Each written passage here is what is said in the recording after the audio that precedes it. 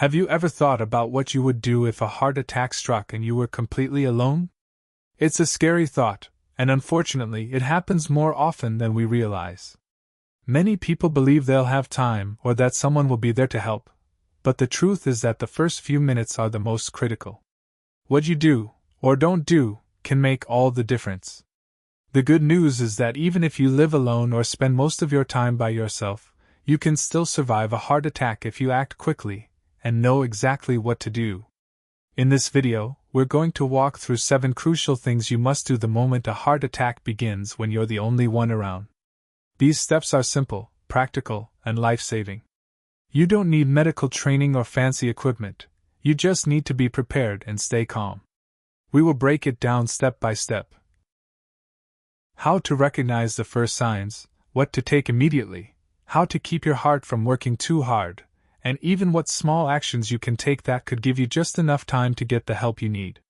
Stay with us until the end, because the last few steps are the ones most people forget, but they might actually save your life. Don't wait until it's too late to learn what your body is trying to tell you. Let's get started. Number 1. Recognizing the earliest warning signs. The first and most important step in surviving a heart attack alone is knowing what it feels like, not just in your chest but in your whole body. Most people expect a dramatic, crushing pain in the chest, like you see in movies, but the truth is that real heart attacks often begin with much subtler symptoms. Those early signs can be easy to ignore until it's too late. What you're looking for is a deep, uncomfortable pressure or squeezing sensation in the center of your chest. It might feel like something is sitting on you or like your chest is slowly being filled with cement. It could also come and go, making you think it's nothing serious, but if it lasts more than a few minutes or keeps returning, don't second guess it. Other early signs include shortness of breath, even without chest pain. You might feel like you just walked up a hill, even if you're sitting still. Some people feel pain in the arm, shoulder, neck, or jaw. Others may feel lightheaded, break out in a cold sweat, or feel nauseated and dizzy. In some cases, especially for older adults or women, the pain may feel more like pressure in the back or stomach than anything in the chest. Take the example of Richard, 74, who was sitting at his kitchen table when he felt a strange tightness under his collarbone, almost like heartburn. But then he noticed he couldn't take a full breath and his hands began to sweat. He remembered reading that not all heart attacks start with pain, so instead of brushing it off, he acted. That decision may have saved his life. The body often whispers before it screams, and when it comes to heart attacks, those whispers are your only chance to take action before the damage begins. If you wait for the classic chest-clutching drama, you may already be too late. So the next time something feels off, especially if it's accompanied by a combination of pressure, shortness of breath, or unusual fatigue, stop what you're doing. Don't try to tough it out, don't tell yourself it's just indigestion. Recognizing the warning signs is your first shot at survival. Treat them seriously. Even if they seem small, your life might depend on it. Number 2. Calling emergency services immediately.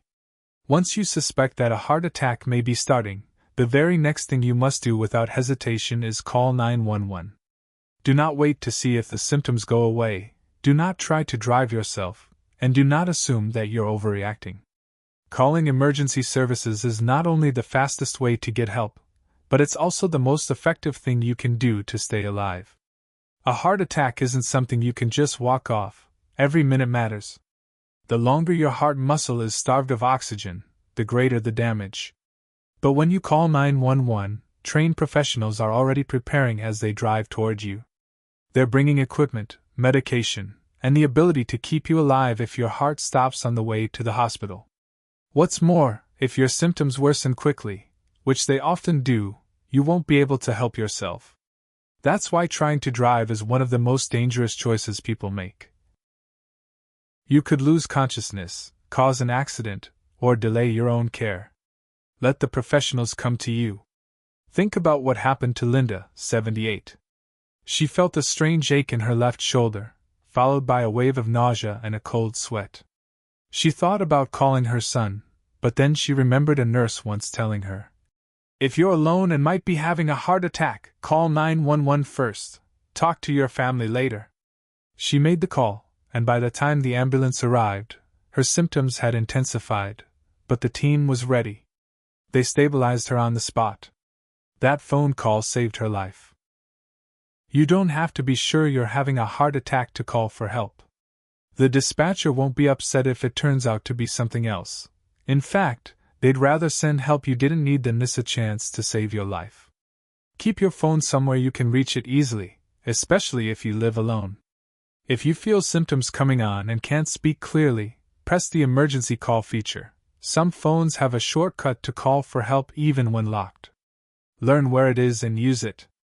If you're still watching this video and finding these insights valuable, please comment number 2 below to let me know you're here.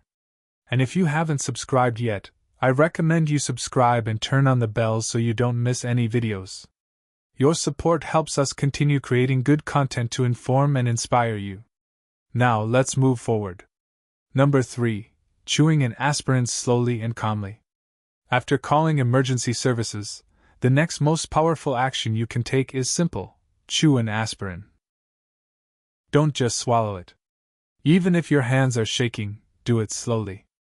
If you have access to a standard 325 mg aspirin and you're not allergic or on a blood thinner that would contraindicate it, this one step can significantly increase your chance of surviving a heart attack.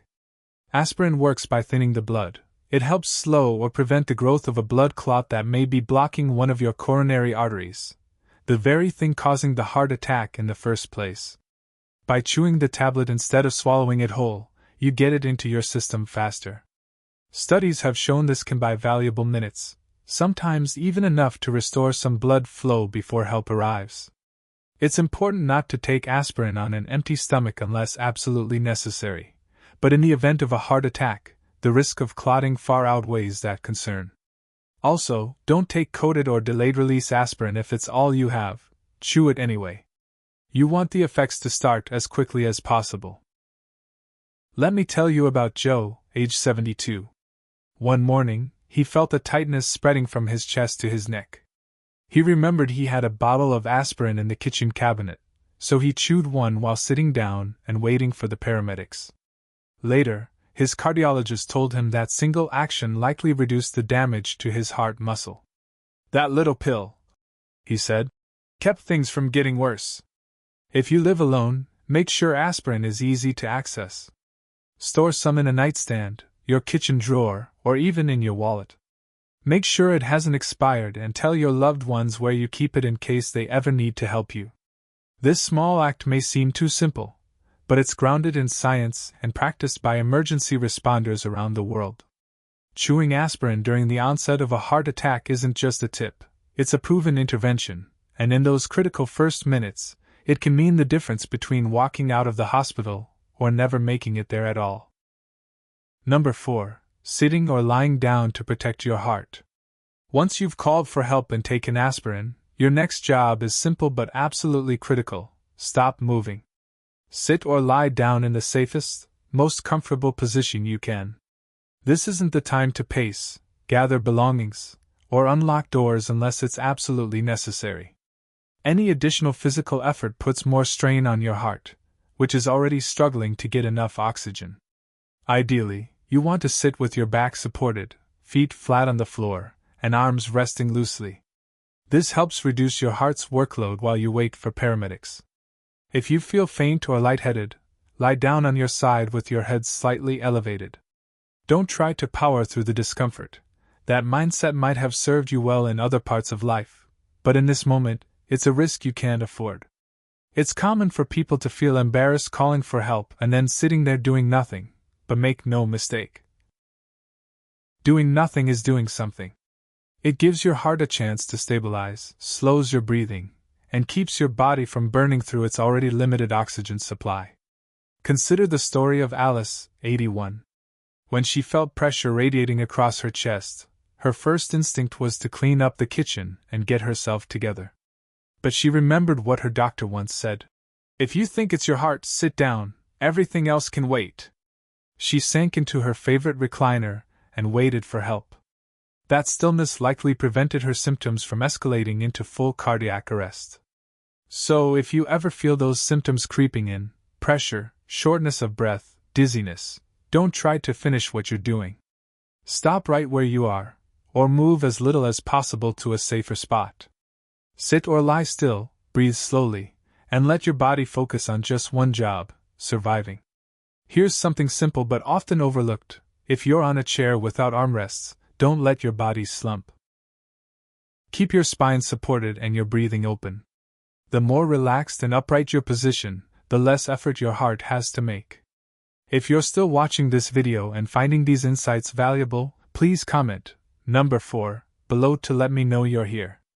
And if you haven't subscribed yet, I recommend you subscribe and turn on the bell so you don't miss any videos. Your support helps us continue creating good content to inform and inspire you. Now let's move forward. Number 5. Unlocking your door for emergency responders. If you still have enough strength after calling for help and settling down, one of the most helpful things you can do is unlock your front door. It may seem like a small step, but in an emergency, even seconds matter, and a locked door can delay treatment when time is everything. Paramedics are trained to break in if needed, but forced entry adds time, causes damage, and might even startle or injure you if you're close to the entry point. Unlocking the door in advance lets them walk right in and begin care immediately. That simple act could save several minutes that your heart might not have. If you live alone, especially in an apartment or gated community, think through the logistics before a crisis ever happens. Is your door easy to open from the inside? Do you have a visible address? Is there a spare key that someone nearby can access? These are things that don't seem urgent until they suddenly are. Consider Paul, 76, who lives in a small condo. When his symptoms began, he called 911, chewed an aspirin, and unlocked his door, all in under 2 minutes. The paramedics said that single action helped them reach me 30 seconds faster and saved them from having to break in, he later said. That's the last thing I would have thought of, but it might have been what got me help just in time. If walking to the door feels too risky, don't do it. Sit down and focus on your breathing.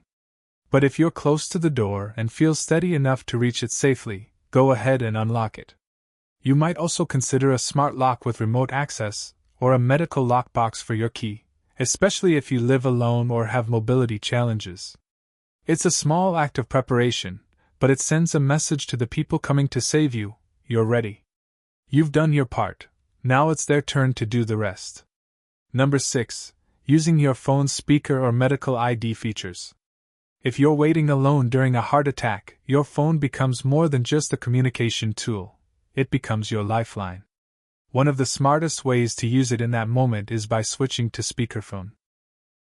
This allows you to talk to emergency responders hands-free, so you can focus on breathing and staying as calm as possible without needing to grip your phone tightly or hold it to your ear. When you're under distress, even the act of holding something to your ear can make it harder to breathe. Using speakerphone not only reduces physical strain, but also allows the dispatcher to hear you more clearly. If you suddenly become too weak to talk, it also lets them listen for signs of your condition in the background, such as your breathing, movements, and even your tone. Beyond that, every smartphone now has something just as critical: your emergency medical ID. On an iPhone, it's accessible even from the lock screen. On Android phones, there's often a similar feature. It holds vital information like your age, allergies, medications, and medical conditions. If you're unconscious when paramedics arrive, this data can save time and guide decisions about your care. Take Susan, 79. She passed out just moments before help arrived, but because her phone had her medical ID set up, the paramedics knew immediately that she was diabetic and allergic to penicillin. That saved them from giving her something that could have made things worse, and they were able to call her daughter using the emergency contact listed right in the phone. Setting up this information takes less than 5 minutes and lasts forever. Include your name, birth date, any major conditions, medications you take, allergies, and 1 or 2 emergency contacts. It's not just for tech-savvy folks. It's for anyone who might one day need help when they can't speak for themselves. So if you ever feel those first signs of a heart attack coming on, use your speakerphone, stay connected, and trust the person on the other end. Their calm voice, steady instructions, and constant presence can make the waiting less terrifying. And if something happens before help arrives, your phone might still speak for you when you no longer can. If you're still watching this video and finding these insights valuable, please comment, number 6, below to let me know you're here. And if you haven't subscribed yet, I recommend you subscribe and turn on the bell so you don't miss any videos. Your support helps us continue creating good content to inform and inspire you. Now let's move forward. Number 7. Slowing your breath to steady your heart. In the middle of a heart attack, it's easy to feel like panic is taking over. Your chest feels tight, your thoughts race, and every second seems louder than the last. But there's one final tool you still have, your breath. If you use it well, it can calm your nervous system just enough to give your heart a better chance at holding steady. Controlled breathing isn't about curing the heart attack. It's about keeping your body from spinning into full-blown shock while help is on the way. The more anxious you become, the faster your heart may beat, but slowing your breath can gently pull that rhythm back down. You don't need a special technique. Just try this. Breathe in slowly through your nose for about 4 seconds, hold it for a moment, then exhale gently through your mouth for 6 seconds. Do it again. Focus on that one small rhythm. It gives your body something steady to anchor to, and it can help prevent your heart from going into dangerous arrhythmias triggered by stress. Consider what happened to Frank, 83. When the pain hit, he felt like he was drowning in fear, but he remembered a simple breathing exercise his doctor had taught him during a checkup. He focused on each breath, kept himself still, and let go of the panic. By the time the paramedics arrived, his heart was still unstable but not in full arrest. "I just kept thinking, stay calm, stay alive," he later said. You can practice this breathing anytime, when you're resting, when you're feeling anxious, even when you're watching TV. The more familiar it feels, the more instinctively your body will return to it when the stakes are high. Your breath won't fix your arteries, but it can buy you time, keep oxygen flowing, and help your heart hold on. Sometimes, in those final moments before help arrives, that's the only edge you need. Final thoughts. At the end of the day, surviving a heart attack alone isn't just about luck, it's about preparation, awareness, and calm action. These 7 steps may seem simple on their own, but together they form a powerful chain that can save your life. Recognize the warning signs. Call for help immediately. Take aspirin if you can. Sit or lie down to conserve your strength. Make it easier for help to reach you. Use your phone's tools wisely, and slow your breathing to keep your heart steady. Each one of these measures buys you a little more time, gives you a little more control, and sends a strong message: even when you're alone, you're not powerless. Heart attacks can feel like the most frightening kind of solitude, but these steps remind you that you're not truly helpless, not even for a second. You have tools, you have knowledge, and you now have a plan. So ask yourself, what stood out the most to you today? Was there a step you hadn't considered before, or one that you now see in a different light? Think about how you can apply this to your own life and maybe even share it with someone you care about. It might not just save your life, it could save theirs too. Thank you for joining us today. We'd love to hear from you. Leave a comment below and share one thing you learned today and how you plan to use it in your life. Your thoughts are important to us, so don't hesitate to share them. Reading your comments gives us great motivation and encouragement. If you enjoyed this video and found it helpful, please like, subscribe, and share. Your support helps us continue creating good content to inform and inspire you. Thanks for watching, and we look forward to seeing you in the next video.